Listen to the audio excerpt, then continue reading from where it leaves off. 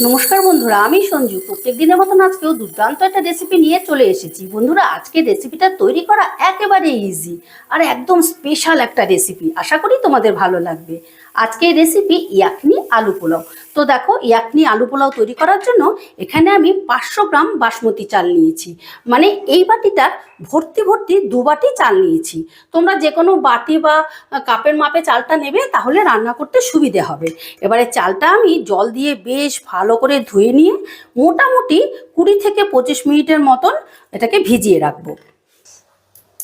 চালটাকে বেশ ভালো করে ধুয়ে নিয়ে 20 থেকে 25 মিনিটের মতন আমি এটাকে ভিজিয়ে রাখলাম। আচ্ছা, এইদিকে দেখো, প্রথমে আমি ইয়াকনির জলটা তৈরি করে নেব। তার জন্য গ্যাসে একটা কড়া বসিয়ে দিলাম, আর কড়ায় আমি এই কফি কাপটার 1.5 কাপ জল দেব। এই 1.5 কাপ জলকে আমি শুকিয়ে 1 কাপে আনবো। আচ্ছা, এবারে ইয়াকনির জন্য দিয়ে দিচ্ছি পেঁয়াজ, রসুন আর কাঁচা লঙ্কা। এখানে আমি ছোট সাইজের একটা পেঁয়াজকে কুচিয়ে নিয়েছি অর্ধেকটা, আর 3-4টে রসুন দিয়েছি, 2টো কাঁচা লঙ্কা দিয়েছি। এবারে দিয়ে দিচ্ছি চায়ের চামচের 1 চামচ গোটা ধনে, গোটা জিরে আর মৌরি। এবারে দিয়ে দিচ্ছি 4টে এলাচ, দারচিনি, স্টার অ্যানিস, জয়িত্রী, তেজপাতা, গোটা কয়েক লবঙ্গ আর 1/2 চামচের মতন গোলমরিচ। এবারে দিয়ে দিচ্ছি বেশ খানিকটা ধনে পাতা, দিয়ে দিলাম 1 চামচ নুন। এবারে সমস্তটা বেশ ভালো করে মিশিয়ে দিচ্ছি। সমস্তটা বেশ ভালো করে মেশানো হয়ে গেলে দিয়ে দিচ্ছি আলু। এখানে বড় সাইজের 4টে আলুকে আমি এরকম বড় বড় টুকরো করে কেটে নিয়েছি আর কি। আর এই আলুগুলো যদি ইয়াকনির জলে 3 থেকে 4 মিনিটের মতন বয়েল করে নেওয়া যায়, তাহলে কিন্তু আলুর মধ্যে বেশ ভালো করে ফ্লেভারটা ঢুকে যাবে, আর আলুগুলো খাবার সময় দারুণ ফ্লেভার এবং টেস্টি লাগবে। তাই তোমরাও কিন্তু এইভাবে ইয়াকনির জলে 3 থেকে 4 মিনিটের মতন একটু বয়েল করে নেবে।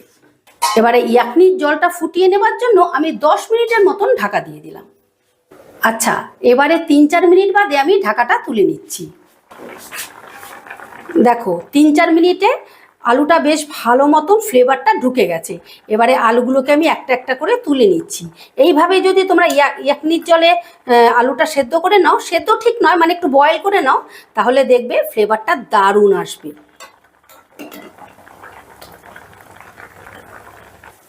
আচ্ছা, সমস্ত আলুগুলোকে তুলে নিয়ে এবারে এটাকে আবারও আমি 6 থেকে 7 মিনিটের মতো ঢাকা দিয়ে দিলাম। টোটাল 10 মিনিট বাদে ঢাকাটা তুলে নিলাম। দেখো, ইয়াকনির জলটা অনেকটাই শুকিয়ে গেছে। এবারে জলটাকে আমি একটা ছাঁকনিতে ছেঁকে নেব। এই জলটা আমি ছাঁকনিতে ছেঁকে নিচ্ছি, তবে এই মশলাগুলো ফেলে দেবার প্রয়োজন নেই। এটা তোমরা অন্য রান্নার কাজেও লাগিয়ে দিতে পারো।